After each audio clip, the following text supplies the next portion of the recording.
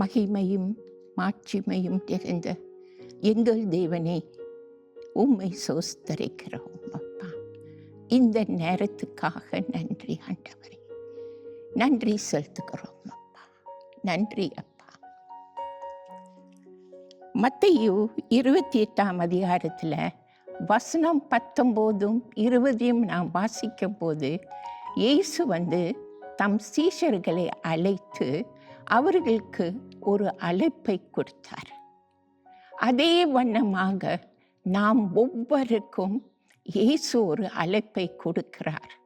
அது என்ன அழைப்பு? அவர் ஊழியத்தை நாம் எடுத்து மற்றவர்களுக்கு அவரை பற்றி சொல்ல வேண்டும். அது நம்ம மேல் விழுந்த பாரமாக இருக்கிறது. இந்த நாள் ஆராதனையிலே நாம் 3 சீஷர்களை பற்றி தியானிக்க போகிறோம். எப்படி அந்த 3 சீஷர்களும் இயேசுவின் அழைப்பை ஏற்றுக்கொண்டு தியாகத்தோடு இயேசு கொடுத்த ஊழியத்தை, எப்படி அந்த ஊழியத்தை உண்மையும் உத்தமமாய் செய்தார்கள் என்று நாம் தியானிக்க போகிறோம்.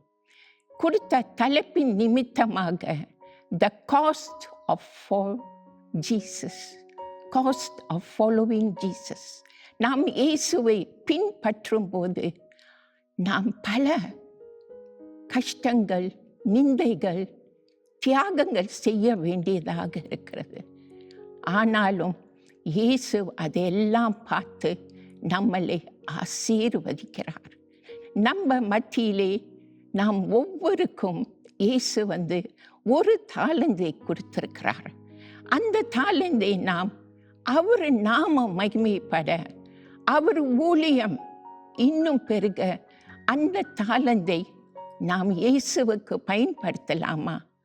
அந்த 3 சீஷர்கள் எப்படி ஊழியத்தை தியாகத்தோடு செய்தார்களோ அதே வண்ணமாக நாமும் இயேசுக்காக ஒரு தியாகமான ஊழியத்தை செய்வோம். நன்றி. ஜெபம் செய்வோம். எங்களை நேசிக்கிற எங்கள் பரம தகப்பனே, உமது ஊழியத்துக்கென்று எங்களை தேர்ந்தெடுத்திருக்கிறீர் ஆண்டவரே. நன்றி செலுத்துகிறோம் அப்பா.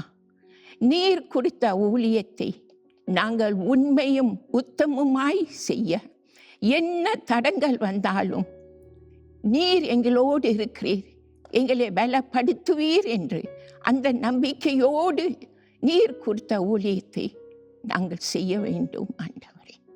நன்றி ஆண்டவரே, நன்றி.